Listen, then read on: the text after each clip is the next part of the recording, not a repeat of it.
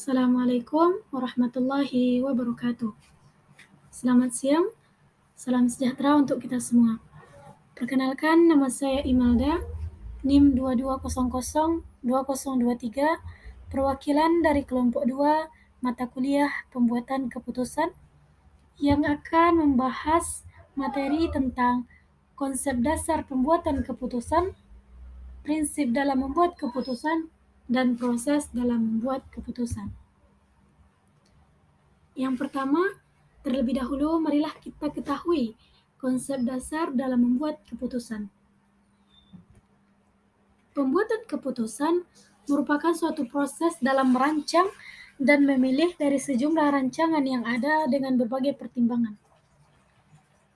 Keputusan yang diambil harus bersifat fleksibel, analitis, dan dalam pelaksanaannya dapat didorong oleh sumber daya dan sarana prasarana yang tersedia. Unsur-unsur dalam membuat keputusan.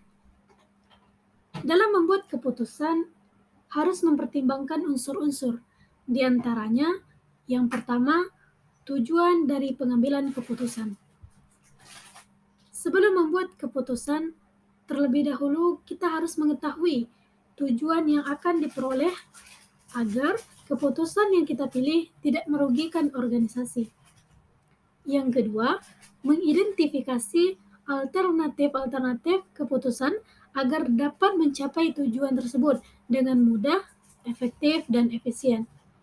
Yang ketiga, sarana dan alat untuk mengevaluasi hasil dari suatu pengambilan keputusan agar hasil dari keputusan yang kita ambil dapat dilihat hasilnya secara langsung.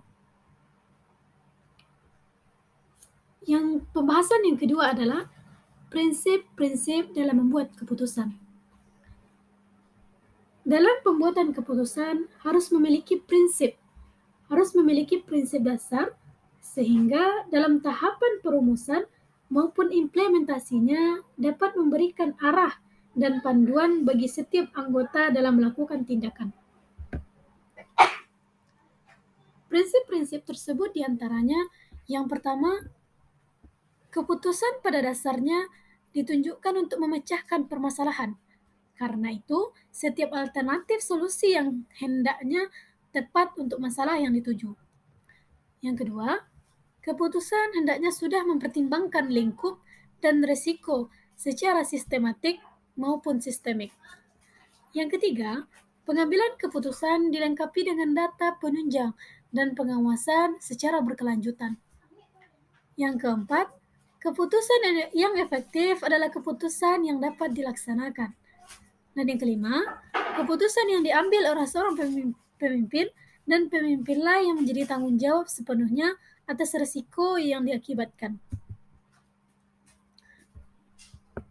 Pembahasan yang ketiga adalah proses dalam mengambil keputusan.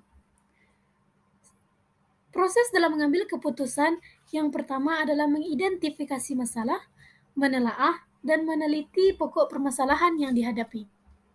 Yang kedua, merumuskan masalah, mengevaluasi informasi yang relevan dengan masalah, dan mengorganisir permasalahan tersebut. Yang ketiga, menentukan solusi dalam pengambilan keputusan.